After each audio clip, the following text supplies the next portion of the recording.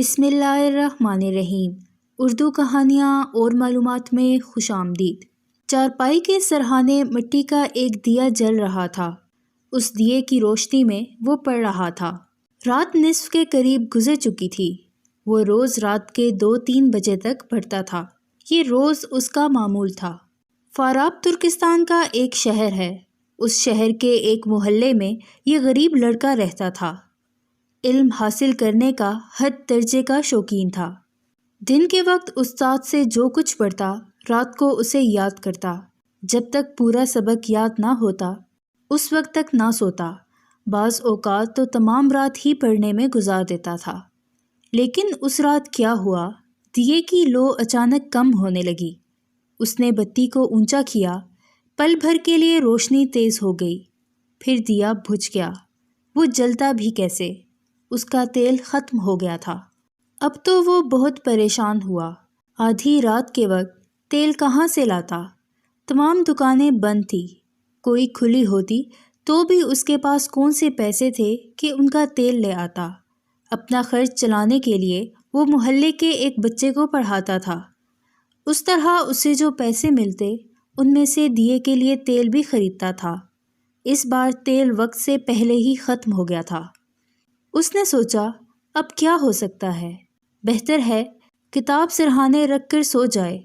لیکن ابھی تو اس سے 2 گھنٹے اور پڑھنا تھا۔ وہ یہ 2 گھنٹے کس طرح ضائع کر سکتا ہے؟ اور پھر دوسرے دن کے لیے بھی تو اس کے پاس تیل نہیں تھا، پیسے نہیں تھے۔ وہ باہر نکلا، دروازے پر آ کر کھڑا ہو گیا۔ رات کا اندھیرا ہر طرف پھیلا ہوا تھا۔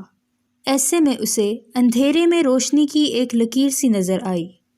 اس کے قدم فوراً روشنی کی طرف اٹھنے لگے۔ نزدیک پہنچ کر اس نے دیکھا روشنی ایک قندیل سے آ رہی تھی اور قندیل چوکیدار کے ہاتھ میں تھی۔ اس نے چوکیدار سے بہت باادب ہو کر کہا، اگر آپ اجازت دیں تو میں قندیل کی روشنی میں کتاب پڑھ لوں۔ میرے دیے میں تیل ختم ہو گیا ہے۔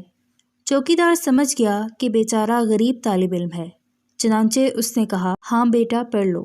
اس نے قندیل کی روشنی میں کتاب کا مطالعہ شروع کر دیا۔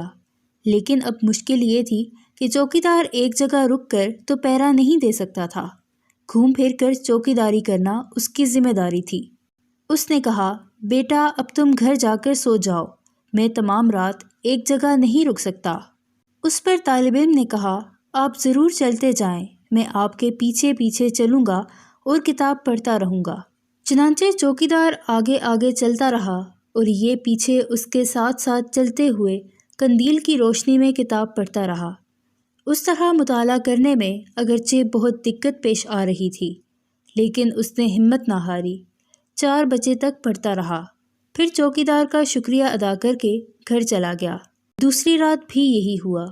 تیسری رات لڑکا آیا تو چوکیدار نے کہا، بیٹا یہ قندیل تم لے جاؤ، میں اپنے لیے اور قندیل لے آیا ہوں۔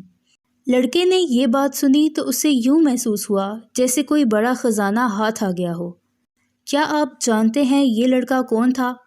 یہ لڑکا بڑا ہونے پر ابو نصر الفارابی بنا، جو عالم اسلام کے نامور فاضل، معقولات کے ماہر اور بے مثال فلسفی کے طور پر مشہور ہوئے۔